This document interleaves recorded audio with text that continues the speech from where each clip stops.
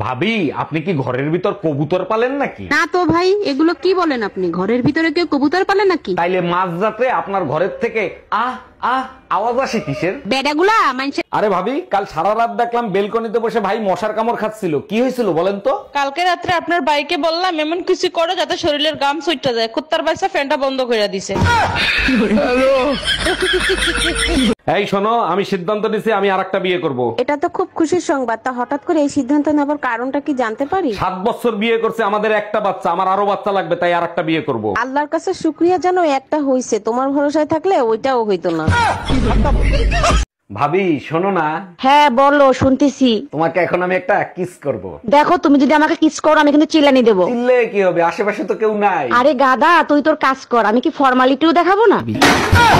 বৌমা, বাচ্চা কাচ্চা নেওয়ার ইচ্ছা নেই নাকি? অনেক দিন তো হলো। মা, সবে 1.5 বছরই তো হয়েছে বিয়ে। আমাদের সময় আমরা না বিয়ে 1.5 বছরের মধ্যে এক বাচ্চার মা হয়ে আবার পোয়াতিও হয়ে যেতাম। কিন্তু মা, সেই সময় এখন আর নেই। তোমরা এত সোলো কেন কে জানে বাবা। মনে রেখো, আমাদের এই বংশ বাড়ানোর দায়িত্ব কিন্তু তোমার। আমার অন্তত পক্ষে 6টা নাতি চাই। কে এত সকাল সকাল দরজা নক করতেছে? ভাই, আমি বাড়িওয়ালি, ঘর ভাড়া নিতে আসছি, ঘর ভাড়া দেন। আরে ভাবি, কি ঘর ভাড়া দিয়েছেন? সারা রাত শুধু ঈদুন নাচে ঘুমাতে পারি না। 1000 টাকার ঘর ভাড়া ইঁদুর নাচবে না তো কি মা ধরি নাচবে? ঈদ মোবারক ভাবি, ঈদের অনেক অনেক শুভেচ্ছা রইলো আপনার জন্য। আপনাকেও ভাই ঈদ মোবারক। আপনার জন্য ঈদের অনেক অনেক শুভেচ্ছা রইল। তারপর বলেন, ঈদের প্ল্যান কি করলেন? ঈদের জন্য 2টা শাড়ি কিনছি। একটা পরে ঈদের দিন থালা বাসন ধোবো, আর একটা পরে ঈদের পরের দিন থালা বাসন ধোবো।